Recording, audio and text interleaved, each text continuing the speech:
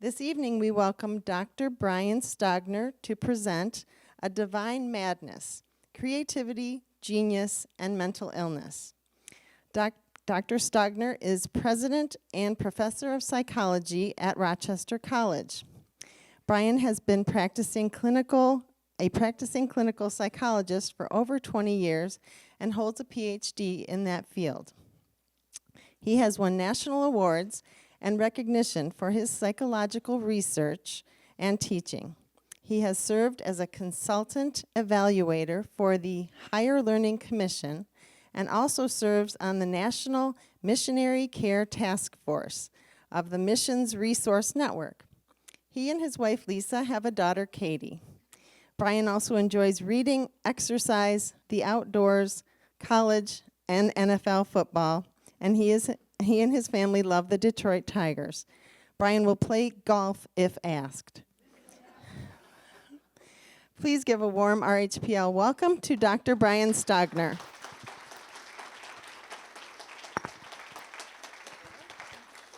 Thank you very much. Thank you for the warm welcome, and thank you for being here tonight. I want to apologize before we begin. I'm just fighting off the last vestiges of the flu, and my voice is actually the last thing to emerge victorious from this fight. So I may have a little bit of a struggle tonight. I'm going to try to hold the mic very closely. If you have trouble hearing me, if you just wave or put your hand next to your ear or something like that, I'll try to do the best I can to speak up. I want to begin by acknowledging and expressing some gratitude for the experiences that I've had that are in many ways contributing to some of the things you're going to hear me talk about tonight. As Teresa mentioned, I've had the opportunity to work as a clinical psychologist in addition to the other hats that I wear for a couple of decades. And I'll tell you that when I enter into a therapeutic relationship with people, for me, that is very much holy ground. And the privilege to be invited into people's lives in the way that you're able to do in that setting is really a privilege unlike any other. And the opportunity to work with people who have struggled with some of the kinds of difficulties that we'll describe tonight is an honor far beyond my ability to describe. And I'm always grateful to the individuals that I've worked with for the way that they have opened up their lives to me as they've tried to deal with the difficult circumstances of their lives. And I have immense respect for them and for the way that they deal with those struggles every day.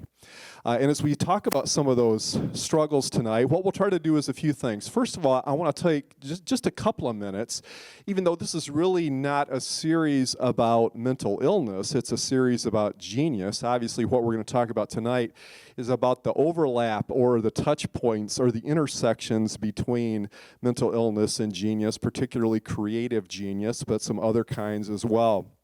But in order to do that, I think it's really important to begin by talking first a little bit conceptually about some of the ideas that we have about mental illness and the way that we think about mental illness. I think sometimes our thinking kind of makes it difficult to get a true sense of really what's going on with the human experience of mental illness. And what I'm always most interested in, both as a psychologist and as a human, is the human experience of these things, not only mental illness, but also genius and creativity. As you can see, for a long time, people have been talking about connections between mental illness and genius. Some thinking that at times, perhaps, there might even be such a strong overlap between mental illness and genius that being a little bit crazy might be an advantage. There's some people who use that kind of conversation, use that kind of language when they talk about it. I want to suggest to you that as we'll hear from the perspectives of some geniuses tonight, you'll hear some of those geniuses say, or you'll hear a report from them that they felt like it was an advantage at some level or another. I'm going to take a little issue with that, and we'll talk about that a little bit as we go, and I want to suggest to you that there's some better ways to understand that, but it's at least important to remember, as we sort of provide some context and some general reference points for this conversation, that we're talking about some ideas that go back a really long way. Now, I want to suggest to you that the way we think about what it means to be normal and what it means to be mentally ill is a really good starting place and also is a problem for us, all right? First of all, I'll tell you, I don't really know what normal is. Other than statistically, I can tell you what normal is, okay?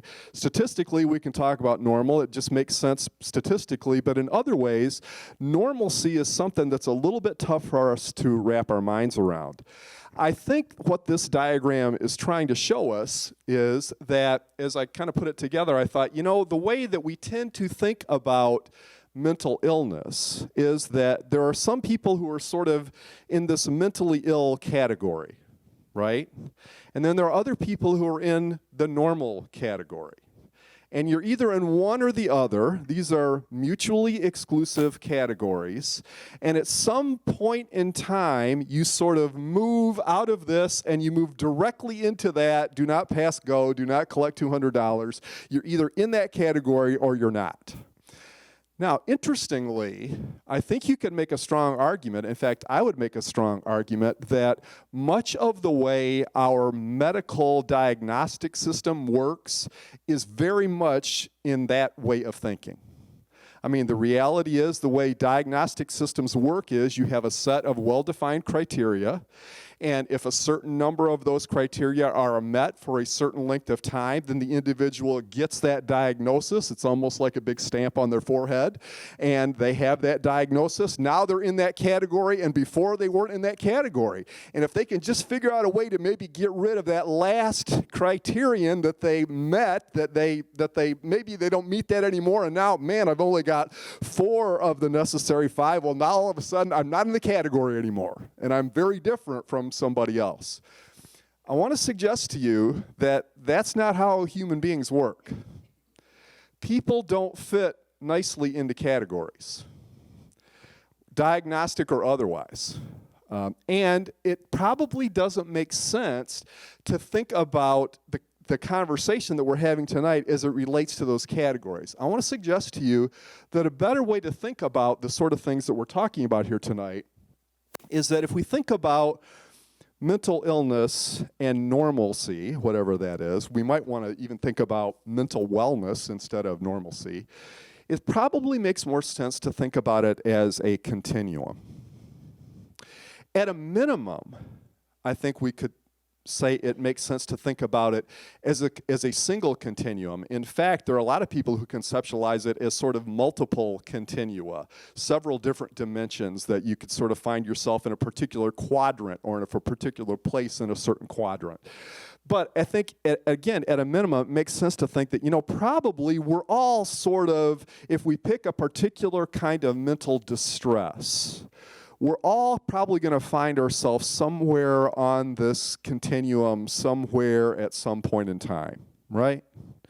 Anybody ever feel a little down? Anybody ever get the blues? Okay. Well, are you clinically depressed? Well, some of you, my guess is, if this is a group of this size, chances are there's a significant number of you sitting here who have been clinically depressed. In fact, maybe a quarter of you at some point in time. But all of us have had the blues, right? In fact, if you haven't, you're probably on another continuum for another disorder that we could talk about at another time, all right? So there's this range that we find ourselves in. And again, I think it makes the most sense to think about human behavior as lying along those continua in some way or another. So part of what that suggests is that as we look at the experience of the people that we're going to talk about tonight, it's important to think a little bit about maybe kind of where they were, not only on a particular continuum, but also how they might have moved back and forth across that continuum or those continua at different points in time in their lives. Because even the most severely mentally ill person has points in time in their life when they are relatively well. And arguably, one could say even the most mentally well person has points in time in their life where under certain conditions of stress or certain conditions of pressure, they're not so well. So if that makes sense, I think it's sort of a good way to think about some of the important elements of these issues as we go forward. So let's talk a little bit about how common these kinds of problems are. These are from some data published 10, 15 years ago in the Archives of General Psychiatry. These are lifetime prevalence rates for different kinds of psychological disorders.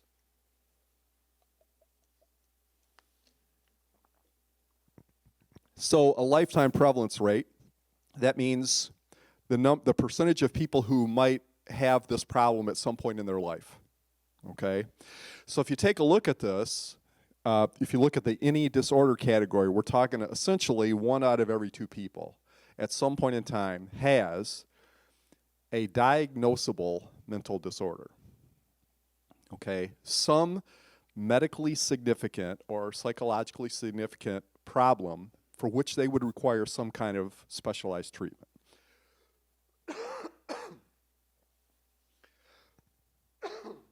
Apologize for the coughing you're going to continue to hear tonight. If you look down a little farther down on the slide, you see that bipolar disorder, which used to be called manic depressive disorder. There's actually 2 kinds of bipolar disorder that we'll talk about a little bit more later. Around a 4% lifetime incidence rate. Schizophrenia across different cultures is about a 1% lifetime incidence rate.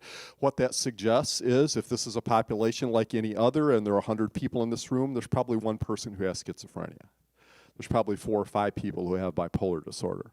Now, you can't add all these numbers up because there are dual diagnoses and there are many people who suffer from more than one of these. Depression and anxiety, the most common kinds of disorders, have a strong coincidence. In fact, most depressed people are anxious. Most anxious people have a propensity to be depressed. And interestingly, from a treatment perspective, it's really important to understand clearly, is it depression that's driving the anxiety or anxiety that's driving the depression, because the treatment is different depending on that, although they could look very similar to each other. But these are generally conceptualized, bipolar disorder and schizophrenia, as the most severe of the mental illnesses, and they are the mental illnesses that tend to be associated with psychotic features. A point in time when people either perceive or think about reality in a way that is completely disconnected from reality the way most of us would see it, from a truly statistically normal perspective. And a lot of the people that we're going to talk about tonight had to deal with these sorts of issues at some point in time in their life. Now, here's the other interesting thing about this. Again, think about that continuum for a second. So if I go to the doctor, if I'd gone 3 days ago and they'd taken a blood sample, they'd have found the flu virus in my blood, right? There's a blood test for it. Whole bunch of other stuff you could take, you can go and you could get a clear diagnostic indicator, and therefore it would make sense to put you in that category, right? Guess what? There's no blood test for schizophrenia.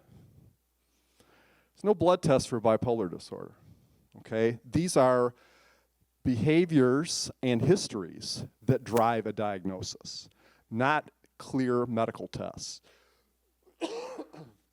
So keeping that in mind, that's sort of good news and bad news. At one level, what it does is it creates some gray areas in these diagnostic categories. But at another level, what it does for us is it allows us to kind of look back at behavioral descriptions and at histories and maybe make some inferences about what people were dealing with at a time when maybe the diagnostic understanding of what they were dealing with wasn't quite as well understood as it is now.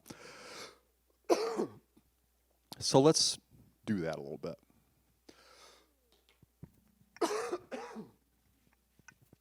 If we were going to come up with a list of the greatest geniuses who ever lived, and I asked everybody to come up with a list of 10, the vast majority of us would include Isaac Newton on the list somewhere. Incredible mind. Beyond, I mean, this is one of these people who it's almost beyond comprehension to think about the things that he understood, okay? This is a guy who discovered things in the 17th and 18th century that are still important and meaningful to us, a guy who developed technologies that are still important and meaningful to us, but also a person who, despite his amazing contributions, apparently had some pretty significant psychological issues. His biographer suggests that in 1693, when Isaac Newton, who, by the way, lived his life very isolated in terms of social relationships, certainly had friends, but never developed a serious romantic relationship that there's any good historical record of in his entire life. He did have a very close friend with whom he abruptly ended a relationship in 1693, and according to his primary biographer, in 1693, Isaac Newton suffered a nervous breakdown. Now, here's the interesting thing about a nervous breakdown. I'm a clinical psychologist. I have no idea what a nervous breakdown is. There's no such thing as a nervous breakdown in terms of a real technical description of something, okay? But it's this, I mean, you know what it is, right? You could probably describe it, right?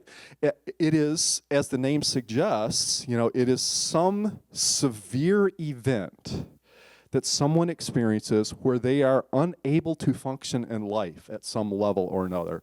That happened to Newton. Now, interestingly, a huge number of the most meaningful contributions that Newton made to science came after that experience in 1693. He found a way to overcome it. But I also have to say that for the entire latter portion of his life, Newton was weird. I mean, like, clinically weird. Okay, he had strange sort of obsessive ideas. He dabbled in the occult in some ways that were even sort of out there for that period of time.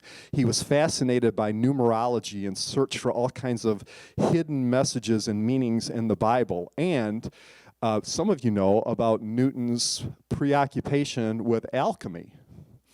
You may not know how preoccupied with alchemy he really was. According to somebody who has done this, I haven't, Newton wrote approximately 10 million words. Okay? That's pretty prolific, all right?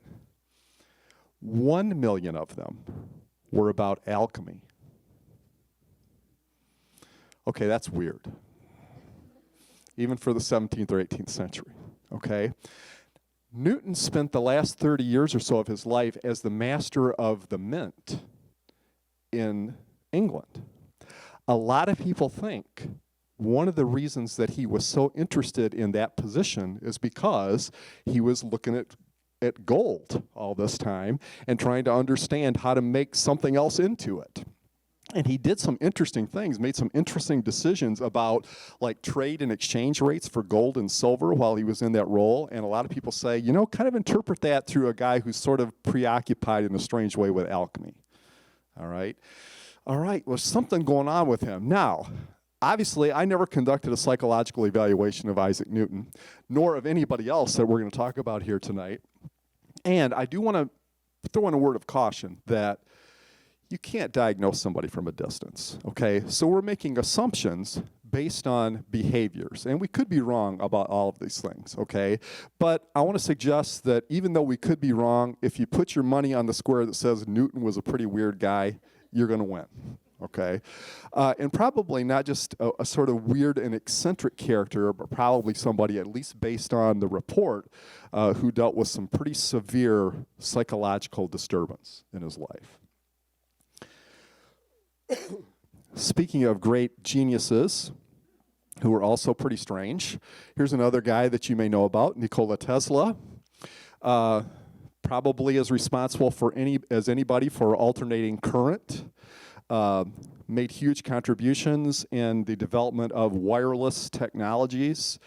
Tesla kind of is not somebody who you maybe hear quite as much about, but was clearly a genius and a fascinating character.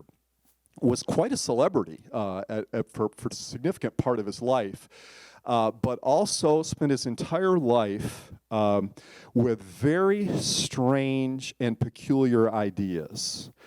He was actually, when he died, his estate was actually impounded for a period of time by the U.S. military because he had reported that he had created and had studied pretty extensively technology that would allow the development of death rays.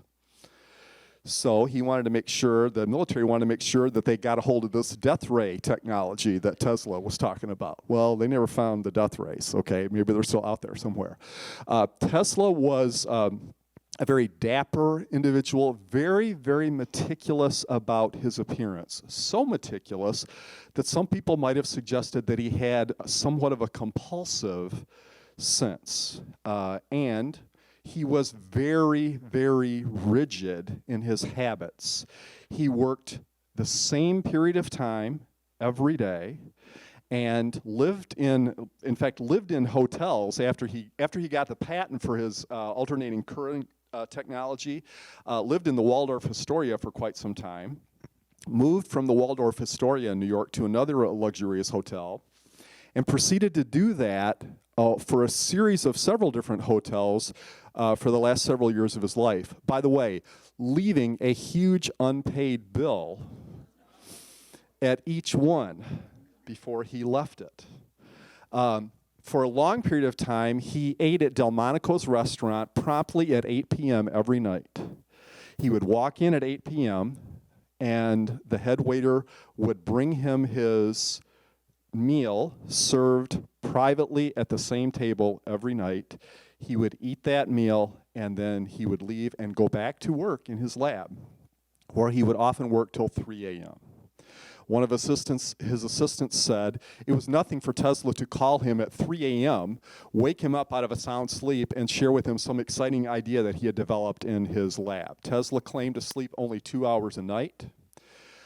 He became very interested later in his life in chess, in poker, in other kinds of gaming, and there are a number of recorded instances where he spent 48 hours at a stretch at the gaming tables, thinking nothing of it.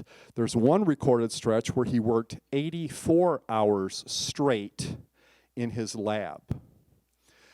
That is the sort of thing you might expect from someone who is experiencing a manic episode, one of the characteristics of bipolar disorder. The other thing Tesla had was some very peculiar obsessions beyond just his appearance. He was meticulous about his eating. He would eat that one meal a day for a long period of his life. During his prime, he was about 6'2", 145 pounds. Very lean, almost to the point of being emaciated. He walked 8 to 10 miles a day religiously. And he would engage in several different interesting rituals. One of the things that he would do every night was curl his toes 100 times each. He believed that this stimulated his brain. Hey, he's the genius, I'm not, okay? But he saw something to it, you know. He became a little bit, again, even much more difficult to deal with. Apparently had a strange sort of obsession with women's earrings and was kind of put off by women's earrings toward the last part of his life. And unfortunately, his behavior became so bizarre that he became very socially isolated toward the end of his life and died deeply in debt. And again, as a person who, if you sort of trace his life, it seemed to go from sort of odd, eccentric peculiarities to very, very strange, bizarre kinds of behavior toward the end of his life. A person that you probably know something about is John Nash. John Nash became very famous subsequent to the Hollywood film A Beautiful Mind. Is there anybody here who hasn't seen A Beautiful Mind? Okay, a handful of you. I want to suggest to you that Hollywood has been preoccupied with mental illness for a long time. There are very few things that Hollywood has ever done that handle psychotic disorders better than The Beautiful Mind film. The way that film sort of deals with the human experience that John Nash had is really important. to take a look at. So Nash was a precocious youngster, won a Nobel Prize for in economics due to his mathematics work in game theory primarily. That Nobel Prize was actually based upon work that he did in his doctoral dissertation when he was in his 20s. I reflected on that actually when I was working on my own PhD dissertation, because at one point in time, my advisor said to me, in an effort to get me to finish the thing up, said, "Brian, get your Nobel Prize later. Finish your dissertation now." But I said to him, John Nash didn't, John Nash got it right the first time, Nash, during the time that he was first really working and developing some of his theories, began to have psychotic thinking. And it seems very clear that Nash had paranoid schizophrenia and developed severe delusions, actually wrote a number of letters suggesting that anyone, became very suspicious of anyone who was wearing a red necktie. And believed that all the individuals who were wearing red neckties around him were involved in a plot against him. Became very terrified at that time and behaved in very bizarre fashion. Nash also won, near the end of his life, the Abel Prize, which is a prize awarded for mathematics. There's just a handful of people ever who have lived who have won both a Nobel and an Abel Prize. Nash was one of those. This is something Nash said about himself.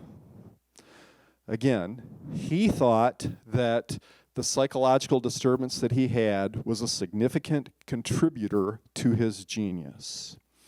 Now, what I would suggest about that is he didn't have anything to compare it to, right? I mean, psychotic thinking was, even though not in this full-blown diagnostic sense until later in his life, was probably something that he was dealing with the precursors of throughout his life. And one of the things that we know about people who have schizophrenia is, even though that disease doesn't sort of emerge in full-blown form until typically late adolescence or early adulthood, generally you can think back and look back and observe with individuals, particularly those with family histories, and see indicators, strange kinds of behaviors, strange sorts of social interactions or language distress or language idiosyncrasies that are kind of markers for the schizophrenia that is to come later.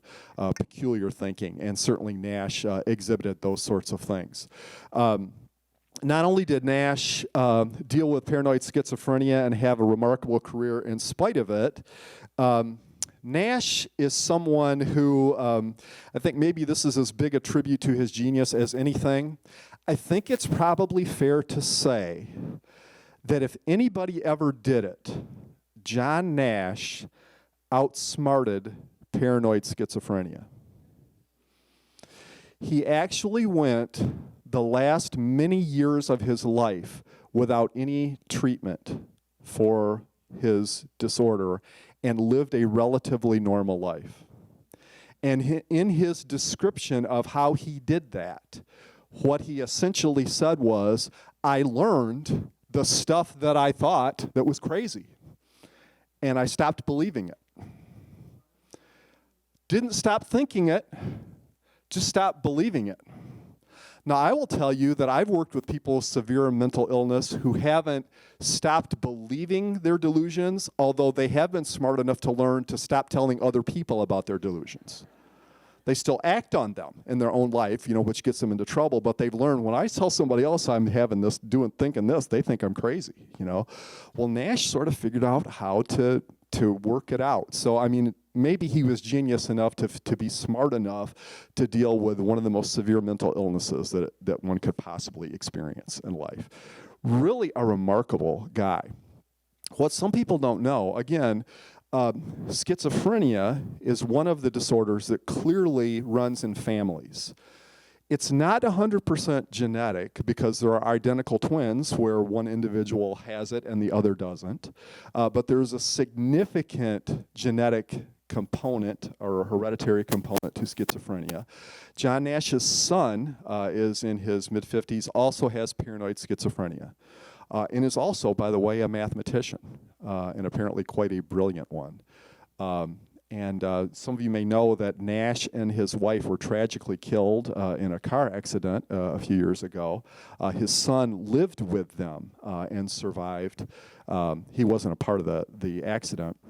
But I don't know what has happened to him, and I couldn't find any news reports that were written much after the accident. And after the accident, he had friends who were saying, yeah, he's really struggling. But it may be that he didn't quite have the genius that his dad did to be able to try to overcome the disease. Nash resisted other kinds of conventional form of treatment because he believed this. And he thought that those treatments actually disrupted his ability to do his work. Now, again, I have had people with bipolar disorder, as an example, patients with whom I've worked who had bipolar disorder who would refuse to take their medication, and that's pretty common, actually. I'll never forget one patient of mine who told me one day that when he took his medication, God stopped talking to him. Now, picture yourself from the position of a therapist who has to convince the patient that you need to do whatever it is that we're telling you to do so God will stop talking to you. Okay? That's not a very appealing prospect, okay? And although Nash didn't talk about it in exactly that way, I think it was a similar kind of perspective that he probably had. So here's some data related to general truth. Many of you may know that Albert Einstein's son, Edward, had schizophrenia. And just statistically, if you look at the close relatives of highly creative people, they have higher rates of schizophrenia than your relatives. Okay, or my relatives, okay? So higher rates of schizophrenia in the close relatives of creative people, higher than the normal population. The converse is also true. People who have schizophrenia tend to have more creative relatives than people who do not have schizophrenia. So again, there's a statistical link here. Wouldn't want to say that there's causation going on there, that one thing is necessarily causing the other, but there clearly is a statistical relationship and statistical connection between these different kinds of phenomena. So here's kind of a summary statement about that. Mental disorder is more common in close relatives of creative people than in creative people themselves, okay? Now, again, we want to be, this is not a conversation about how really geniuses are all people who have mental disorder, or if you want to become a genius, try to get mentally ill. This is not the message, okay? The reality is people who have full-blown illness usually have trouble getting their act together well enough to be successful in anything, okay? And if you see some of the creative people that we will talk about, they are people whose lives typically are marked by huge peaks and valleys in productivity. And it's hard to go back and reconstruct exactly what these folks were dealing with in terms of their psychological issues, but we could easily speculate that some of those peaks and valleys were directly related to the significance or the severity of the emotional or psychological distress that they were dealing with at different times. So, just as an example of how this kind of plays itself out, let's talk a little bit about this phenomena called schizotypy, okay? Schizotypy, or schizotypal personality, is just that. It's a personality characteristic, or a constellation of characteristics. People who have schizophrenia are people who have hallucinations or delusions.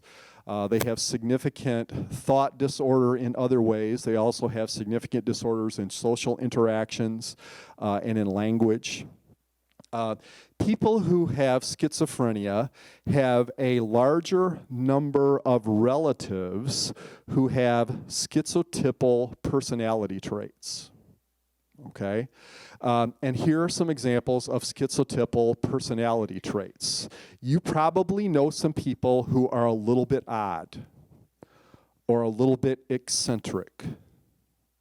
Yeah? No need to raise your hand. Okay.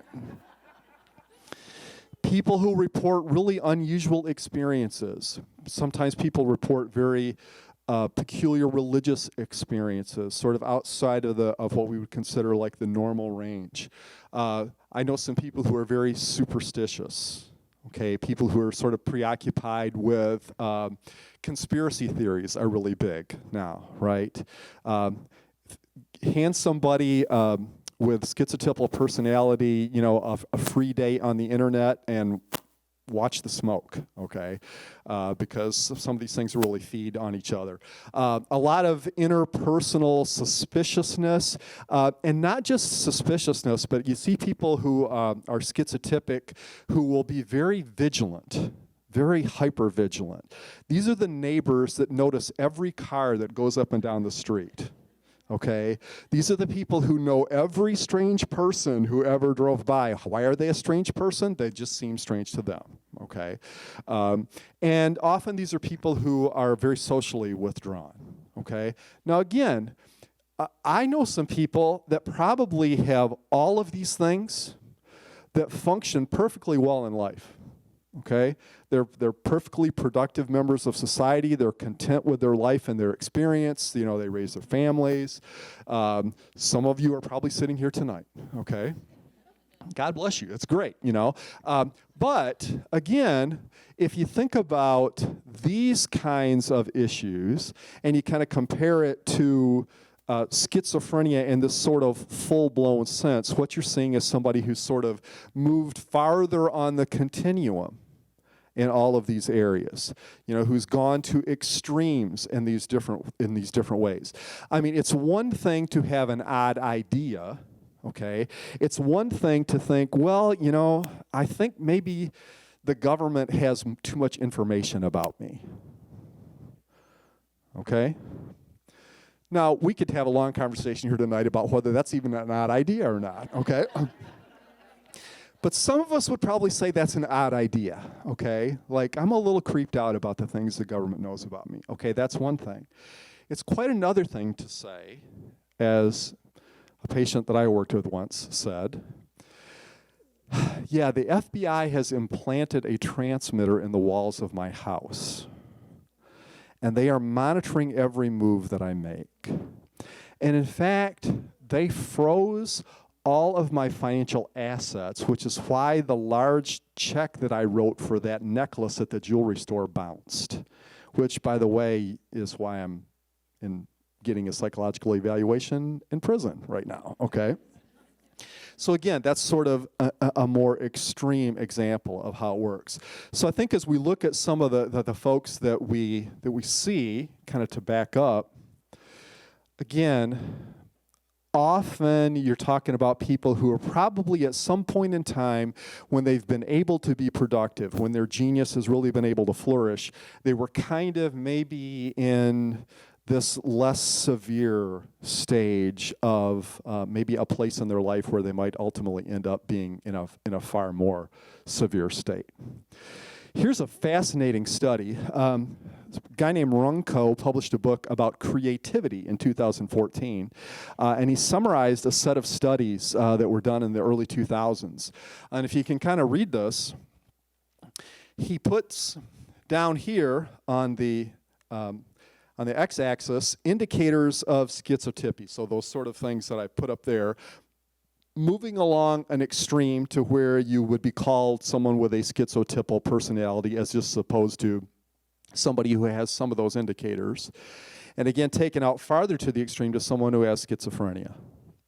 And then up here is creative achievement. This is a summary of studies that were published over a period of time, all again in the early 2000s. If you look at the graph, notice that having some indicators of schizotypy actually seem to bolster creative achievement at the subclinical level. But the more clinically significant it gets, the more the creative achievement suffers. Okay, I think that's a pretty good kind of capsulization of that. However, there may be some people whose genius was so great that they might have even been in conflict with that sort of data. Here's an example. Many of you know the story of Virginia Woolf, brilliant writer, and a person who led a real tragic life.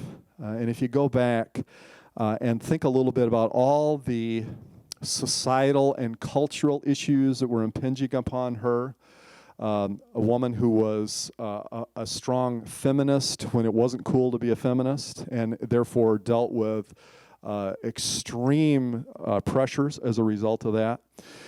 Probably, from all the best indicators, experienced significant sexual abuse during her teenage years, and dealt with severe bipolar disorder for her entire life. Her mother passed away when Virginia was 13, and at that time, according to the best records that we have, she really began to develop probably had what we would call a manic episode at that time. Really began to act out in these sort of very agitated and unpredictable ways. When her father died, several years later, Woolf tried to commit suicide herself. She actually threw herself out a window upon the death of her father. She recovered from that and became extremely productive.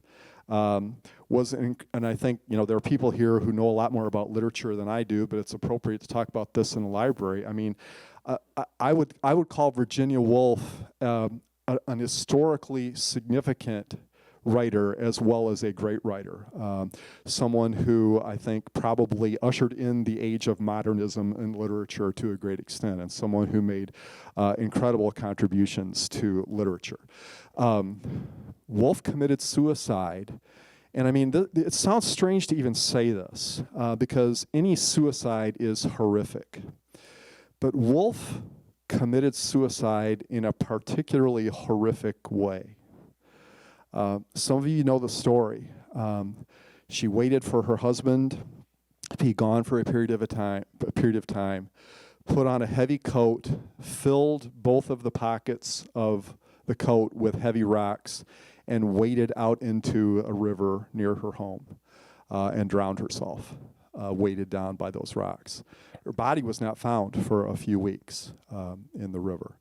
And if you think about, as I think about, the symbolic significance of the way people choose to take their life, I just find that to be a horribly heart-wrenching when you think about the despair and when you think about the utter resolve of that as well. I mean, that's sort of the apex of hopelessness, if you can think about it in a way.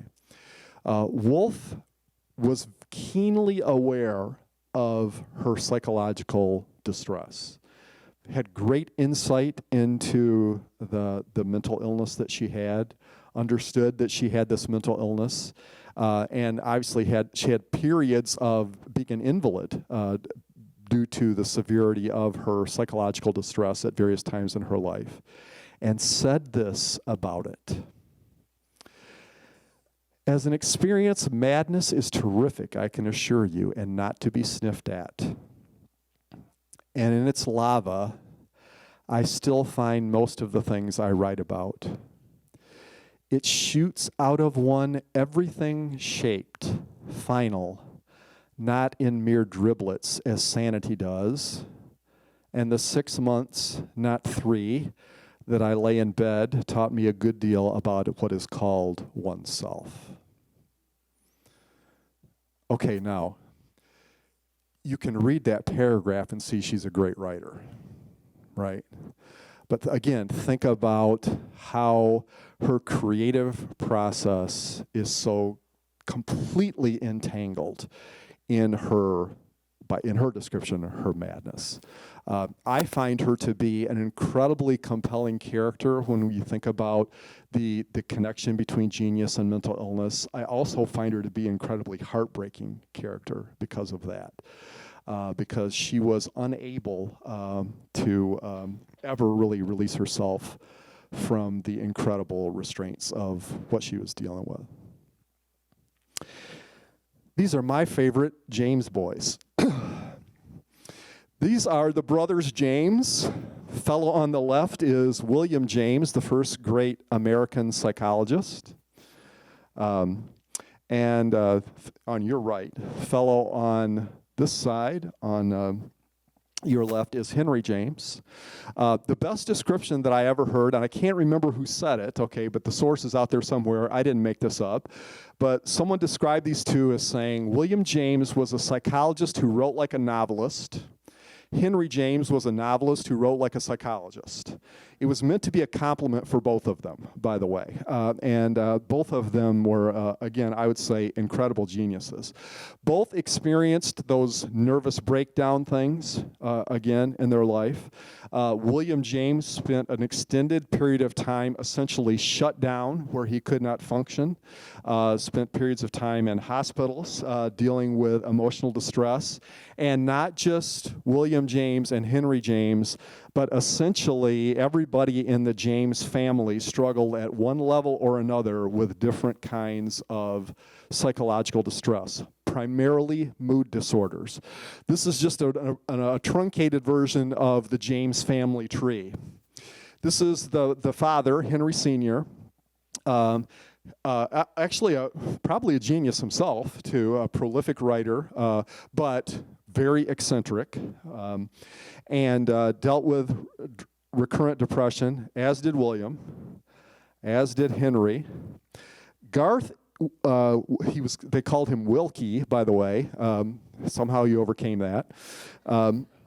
He's the only one about whom we really don't know much in terms as it relates directly to some severe psychological disturbance. He, however, was wounded pretty severely in the Civil War and dealt with the health effects of that for the majority of his life.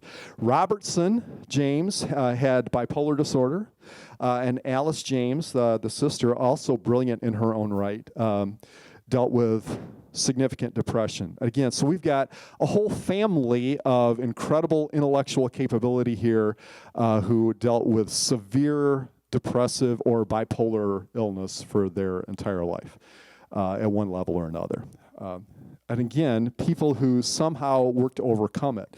And if you read Henry James, and you read Henry James's novels, thinking about this work is coming from someone who was dealing with significant psychological distress, I think it gives you a very interesting perspective on some of the things that he wrote. Similarly, if you read William James, I'm fascinated by, I read William James stuff all the time, even now. A lot of his books are still in print. And I continue to be fascinated by his ability to look deeply within himself and kind of use his own psychological distress as a way to generate ideas about the human condition. So again, somebody who not only had a deep connection between their personal genius and their psychological distress, but someone who found a way to transcend it. Here is George Gordon, Lord Byron, who led an incredibly adventurous but also extremely unstable life, I think it's fair to say.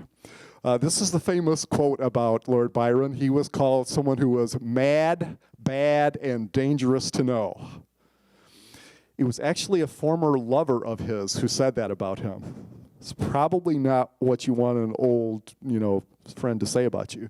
But it was pretty accurate.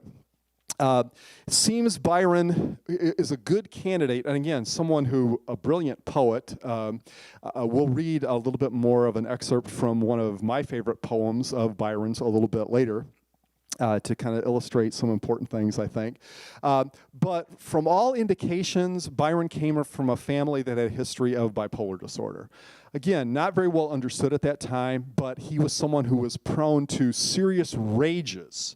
Violent outbursts. One of the reasons why he was dangerous to know is because he might go off on you, and when he went off on you, it was serious.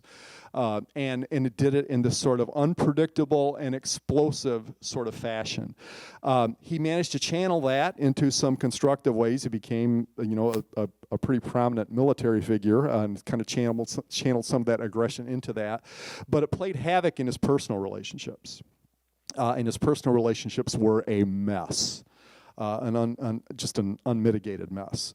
And again, continued to somehow transcend some of that in his poetic work.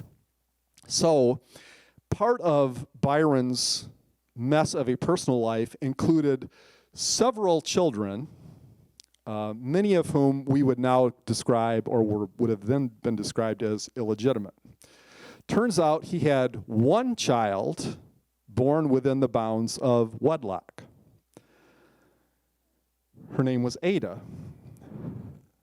And Ada was a genius. Ada, some of you may not know the story of Ada Byron King, Countess of Lovelace, but you probably, if you haven't ever heard of Ada, you may have heard of Charles Babbage, who is probably the person who we could say developed the computer, essentially. Well, guess what? I think it's not unfair to say that Ada was the brains of the outfit for Babbage's work. Ada wrote the first algorithm for Babbage's machine. She's the one who programmed the thing. And became, so many people who know about computer programming describe Ada as the first computer programmer. Here's a cool little piece of trivia. The U.S. Department of Defense has a specialized program language. It's called Ada, after her. Okay? Guess what? She also had bipolar disorder. And again, lived a tragic life as a result of that, but somehow managed to transcend that in some remarkable ways.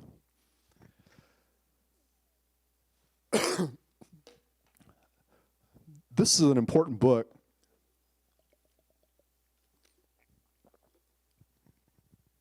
From which, by the way, a few of the examples that I'm talking about tonight have come. Book by a psychologist named Redfield Jamison. It's called Touch with Fire. I want to throw it up here because this is a book that specifically deals, it's a much kind of narrower focus in our conversation tonight, specifically talks about the artistic temperament and bipolar disorder. And looks at examples like Lord Byron, looks at Ada, looks at Virginia Woolf to a great extent. And again, summarizes a lot of the research related to the connection between these two kinds of characteristics. And in this book, here's a list of several other individuals. We won't take the time to go through each one of them, but these are individuals who it seems pretty clear, and you'll know some of these stories, just as you kind of skim through the list. These are individuals of people who were brilliant creative artists who also dealt with significant mental illness at some point in their life. You probably are very familiar with the story of Vincent van Gogh, who spent much of his adult life in and out of various mental hospitals, as primitive as they were at that time, ultimately took his own life in some very bizarre circumstances. Ernest Hemingway, you also know, is someone who committed suicide and came from a family of individuals who, many of whom had committed suicide. And again, you look at several others on the list who either dealt with severe kinds of psychological distress that's been well documented or tragically took their own lives. And again, Jamison kind of fleshes out all of these examples, particularly as it relates to the creative and artistic temperament. And if time permitted us, we would talk about some of the specifics of each of these lives. Here's the really fascinating thing about Redfield Jamison. She has bipolar disorder. She's a clinical psychologist. By the way, bipolar disorder type 1, which means she has full-blown manic episodes. Clinical psychologist, professor of psychiatry at Johns Hopkins Medical School. Been consistently identified as one of the most important people in the in work and clinical practice related to bipolar disorder. During her time in graduate school, she had a full psychotic break and found herself running around half-clothed in a parking lot. And in her own She writes about her own experience in a book called An Unquiet Mind, which is worth your time and is worth taking a look. But there's probably no better scholar of the kinds of things that we're talking about than Redfield Jamison. And there may be no better current example that illustrates not only the connections that we're talking about, but also how an individual might be able to overcome these things. Here's somebody else that I want to talk about a little bit, because I think she's a great illustration of how sometimes the particular kinds of psychological or neurological distress someone deals with might contribute to their work. This is Temple Grandin. I just find Temple Grandin to be both a charming and a heroic figure, okay? There's been a film about her life in Hollywood. If you haven't seen Temple Grandin's TED Talk, you need to look it up, okay? It's worth your time, all right? So Temple Grandin, some of you may not know her story, but Temple Grandin would describe herself as being on the autistic spectrum. She's a professor of animal science, and Temple Grandin is primarily responsible for a profound change in the meat packing industry on how animals are treated during the process of slaughter so that we can eat them. So that they are now treated in a much more humane fashion, primarily due to Grandin's work. Her work is based on her observations, and Temple Grandin will say, the reason I could do my work is because I think like a cow. What do you mean by that, okay? Well, what she says is, because of her autism, she says about herself that she does not process the information verbally. She processes it visually. And apparently, so do cows. Now, I can't vouch for whether cows actually process information visually, although I can say I would put a lot of money on the fact that they don't process information verbally, okay? Now, think about cows and horses for a second, okay, as an example, okay? Think about how visual cows and horses are, okay? Anybody raise horses or around horses a lot? Okay, how do you sneak up on a horse? You can't sneak up on a horse, right? A horse's field of vision is 350 degrees. Okay? So if I'm coming up on a horse right here, they don't have to turn their head to see me. Human field of vision is about 180 degrees. Okay? Well, apparently a cow's field of vision is about 330 degrees. Okay? So they're seeing a lot of stuff around them and processing a lot of visual information. Well, what Grandin says is, I'm hyper-vigilant visually, and I'm processing visual information like that all the time. Okay? It's fascinating to hear her talk about the way that she thinks. She says, an example she likes to use is says, okay, think of a church steeple. Okay, now if you just thought of a church steeple, many of you probably thought of some imaginary prototype of a church steeple, right? What Grandin would say is, I do not have an imaginary prototype of a church steeple. If I want to think of a church steeple, I have to think of a specific church steeple that I know. And she says that her mind works like Google Images. So if you type church steeple into Google Images, what do you get? You get an array of pictures of church steeples, right? Well, that's how Grandin's mind works when you say think of a church steeple. Somehow cows apparently, process information in this visual way, the same way. So all sorts of things would happen, like Grandin would say, to a cow, a standing person and a person on horseback are two different people, even if it's the same person to you and me. And the cow's going to process information differently. So she uses this peculiar way of thinking. Again, she's on the autistic spectrum, and she uses that neuroatypical characteristic that she has to drive a thinking process that essentially made a huge change in the way our society and culture thinks about what we do. That's a pretty remarkable connection between neuropsychological disorder and genius, I think. Check out her TED Talk. She's a pretty remarkable person. So why do we think all this happens? Okay, let's spend a few minutes talking about this. So one thing we know is that intellectual ability has a bunch of different characteristics, okay? There's all sorts of different things that we would say, if we were talking about statistics and if we were talking like psychologists talk, which is not like normal humans talk, but if we were going to talk like that, we'd say there's all sorts of things that contribute to the variance in intellectual ability. So people differ from each other in intellectual ability. That means there's variance in it. And there's all sorts of things that contribute to those differences, okay? So think for a second, okay? Let's just play a little thought experiment right now. Let's say I said to you, I want you to think, just kind of compile a list in your mind here for a few minutes about all the different things that you think contribute to someone's intelligence. Just make your little list, okay? If I gave you enough time, could you come up with 50 items? Could you come up with maybe more than that? Okay. Would you say there's probably some things that contribute more than others? Yeah, probably. Okay. So imagine that this circle right here contains all those things that you just thought of. Okay? Now, over here is a circle that relates to psychotic mental illness, psychotic thought disorder, okay? So imagine that you could come up with a similar list of all those things that would contribute to psychoticism, okay, potentially.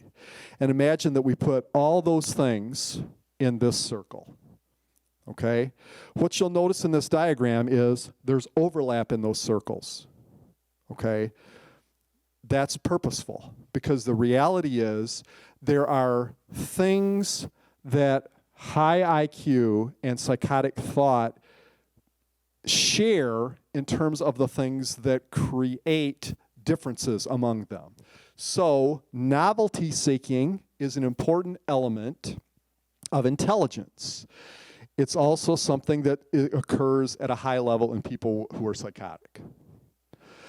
Other kinds of variables like risk-taking, impulsiveness, nonconformity. People who are conformists don't tend to be geniuses, okay? Self-confidence, work addiction. All those things are associated both with IQ and with psychoticism. So those would all be things that would fall into this part of that diagram. Okay, so it could be, if we're trying to explain some of the things that we've talked about here tonight, it could be that one of the reasons that we see so many examples of the correlation or the coincidence between genius and mental illness is because they share a lot of characteristics that contribute to variability in both of those things. There also seems to be a connection to some things that are going on in the brain in both of those things. So let's talk a little bit about brains, all right? So here's a profile of your brain. Most of your brains aren't quite this big. But general idea, okay, here's the front, here's the back, okay? This outer layer part here, that's the cortex. This front part up here, that's the part that's most different in the human brain than other mammals, okay? That's the part where you do algebra, and if you're Isaac Newton, you do calculus, and where you do all sorts of other things that relate to higher mental processes, okay? Well, if you move right down from that frontal cortex, you have these really important structures that are part of something called the dopamine circuit. Dopamine's a really important neurotransmitter that is strongly connected to all sorts of things. The dopamine circuit is the physiological connection to substance abuse addiction. Because what dopamine, one of the biggest things that dopamine does for you is it enables you to experience pleasure. And when people are addicted to different kinds of substances, they get accustomed to the experience of the pleasure that substance brings, and that triggers activity in this circuit. And it is a very dynamic system. Well, so it's associated with that. it is also a place where, and again, this is tough to sometimes make direct connections to, but one of the things we know about people who are really good at solving problems, people who are really good at creativity, is that when we put them on a functional MRI and you kind of take a look at what's going on in this part of their brain when they're thinking, this area is lighting up like crazy, okay? Very active dopamine circuits, okay? Anybody ever see the old movie called Awakenings? Robin Williams and Robert De Niro? Okay, so based on a true story written by a neurologist named Oliver Sacks, who, by the way, Oliver Sacks was very likely on the autism spectrum.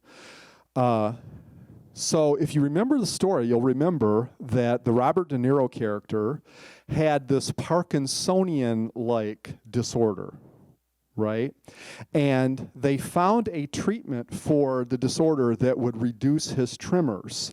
And the treatment was a synthetic form of this brain chemical called L-DOPA, right? You remember what happened when they were giving him too much of it? He became psychotic. And in fact, people with schizophrenia have too much dopamine in their brain and too much activity in this circuit, okay? So again, there's a connection between creativity and psychoticism and substance abuse addiction and other kinds of intelligence, even related to certain kinds of motor functioning. So again, I think we're living in an age where everybody wants to attribute everything to the brain, and everybody wants to say everything's chemical and it's related to the brain. Be careful about what you believe when you hear that, okay? I hear some people say, well, I'm really anxious, but it's only chemical. Here's people say that sometimes. I've never heard anybody say, I'm really intelligent, but it's only chemical. Well, it's true for one, it's true for the other, okay? So be a little careful about how you interpret that sort of information.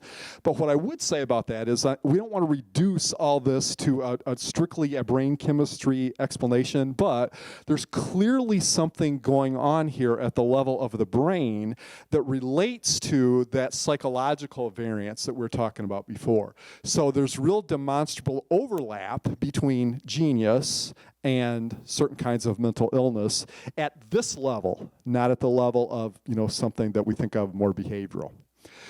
There are certain kinds of thinking phenomena that tend to be associated with both severe psychological disorders and what might be really important for certain kinds of creative genius.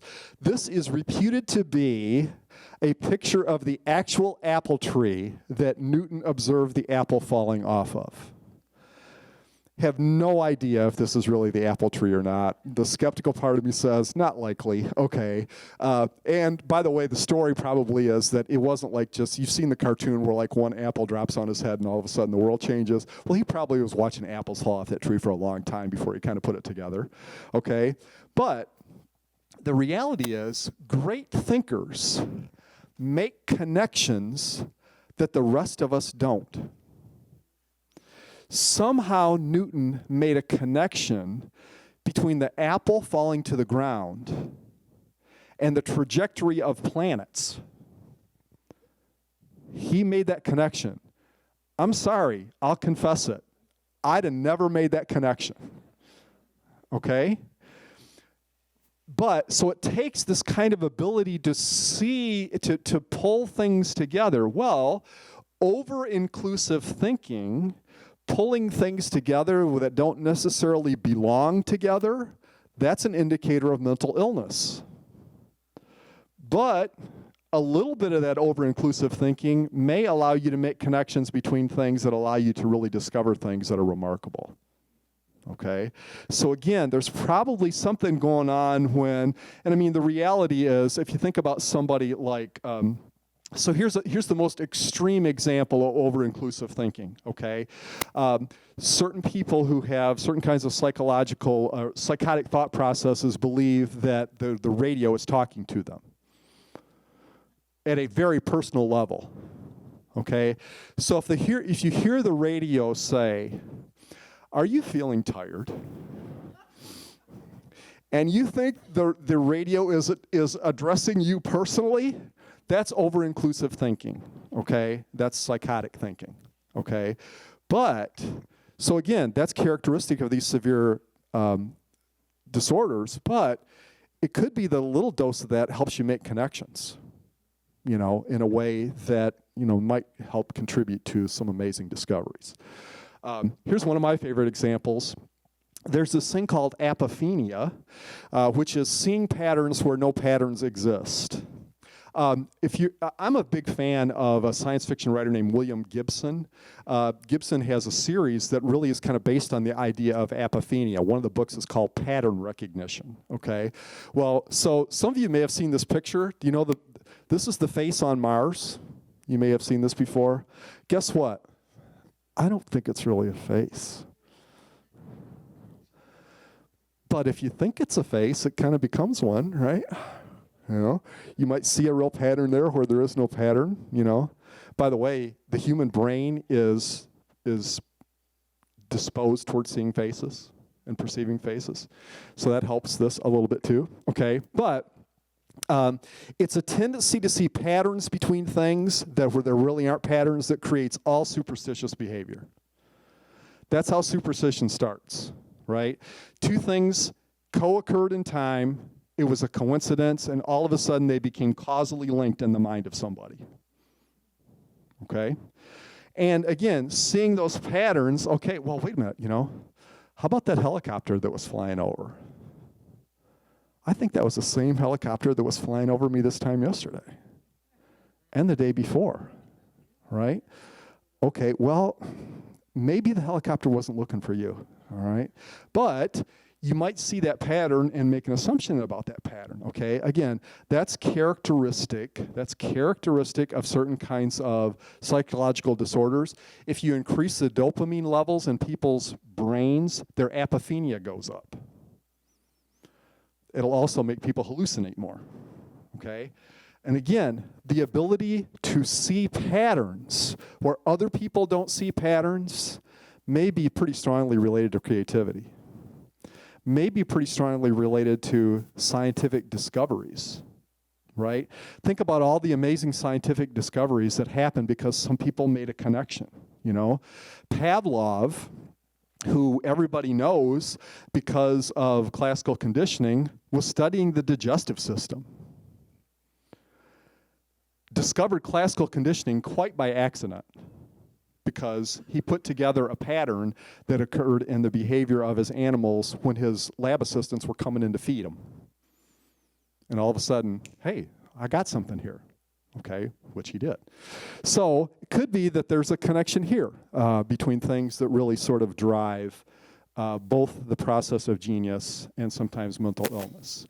So a lot of people think that Michelangelo may have been on the autism spectrum. Again, it may be that his eccentricities, if you think about how prolific Michelangelo's work was, how do you do some of the stuff that he did unless you're pretty solitary most of your life? Michelangelo didn't have a lot of time to sit around playing cards. Okay, he's busy painting the Sistine Chapel. Okay, so again, some of the things that we look at, when I read descriptions of Michelangelo, I think he's probably kind of a pain to work with, and a sort of a really difficult personality. He doesn't sound crazy to me, though. It doesn't sound like somebody who is really dealing with someone at that level. So again, you want to always be careful as you think about, how people project onto the past, what was going on with people. But I hope what we've done tonight is kind of tried to lay out, there's a real human experience out there where there are these deep connections between these kinds of variables that we're talking about. And what's most remarkable to me, here's an example of some of those correlations that I was talking about before. What's most remarkable to me is how people somehow manage to overcome these things. Some of you know the work of Walker Percy. He's one of my favorite novelists. And Percy came from a long line of mental illness. Both his father and grandfather committed suicide. And for a long, if you look back in his family history, which he knew a lot about, you can go back 7 or 8 generations from Walker Percy and find severe psychological disturbance. And it appears that Percy found a way to overcome, and rather than kind of be dominated by these things, to rather kind of find a way to overcome them. This is a passage from a novel called The Second Coming that some of you may know. Percy didn't write this about himself, reputedly, but novels characters are sometimes autobiographical. Here's the full quote that one of his characters says. "Death in the form of death genes shall not prevail over me. For death genes are one thing, but it is something else to name the death genes and know them and stand over against them and dare them. I am different from my death genes and therefore not subject to them. My father had the same death genes, but he feared them and did not name them, and thought he could roar out old Route 66 and stay ahead of them, or grab me and be pals, or play Brahms and keep them, the death genes, happy. So he fell prey to them. Death in none of its guises shall prevail over me, because I know all the names of death." So Walker Percy figured out that he, in the words of Oliver Sacks, was a who. And his psychological distress was a what. And his identity was not to be defined by the what. And for so many people, the tension in life is the who going to be overwhelmed by the what, or is the who ultimately going to prevail over the what? Percy found a way to assert his humanity in the face of that, as did the other people that we've talked about. Perhaps someone who said it as well as anyone was the poet that we spoke about earlier, Lord Byron. This is from the 10th canto of his poem, Don Juan. And if you know the poem, you know it's Don Juan, right? He says, "Man fell with apples, and with apples rose, if this be true. For we must deem the mode in which Sir Isaac Newton could disclose through the then unpaved stars the turnpike road, a thing to counterbalance human woes. For ever since immortal man hath glowed with all kinds of mechanics, and full soon steam engines will conduct him to the moon." Great tribute to Newton. "And wherefore this exordium? Why, just now, in taking up this paltry sheet of paper, my bosom underwent a glorious glow, and my internal spirit cut a caper. And though so much inferior as I know to those who by the dint of glass and vapor discover stars and sail in the wind's eye, I wish to do as much by poesy. In the wind's eye I have sailed and sail, but for the stars I own my telescope is dim. But at least I have shunned the common shore, and leaving land far out of sight would skim the ocean of eternity. The roar of breakers has not daunted my slight, trim, but still seaworthy skiff, and she may float where ships have foundered, as doth many a boat." I think it's fair to say that Byron truly did sail in the wind's eye, as so many of the folks that we've talked about here tonight. Jamison ends her book with these kinds of reflections. And I would say that the human woe that Newton's work counterbalanced, the folks that we've talked about tonight got more than their fair share of it. But as I think about these connections, I'm not only fascinated by how the different psychological manifestations of different things can express themselves in so many ways. I am ultimately impressed and amazed and humbled in the amazing courage and the strength and the character of the people who so incredibly overcame such incredible obstacles to make such amazing contributions from which we all still benefit. So thank you so much for being here tonight.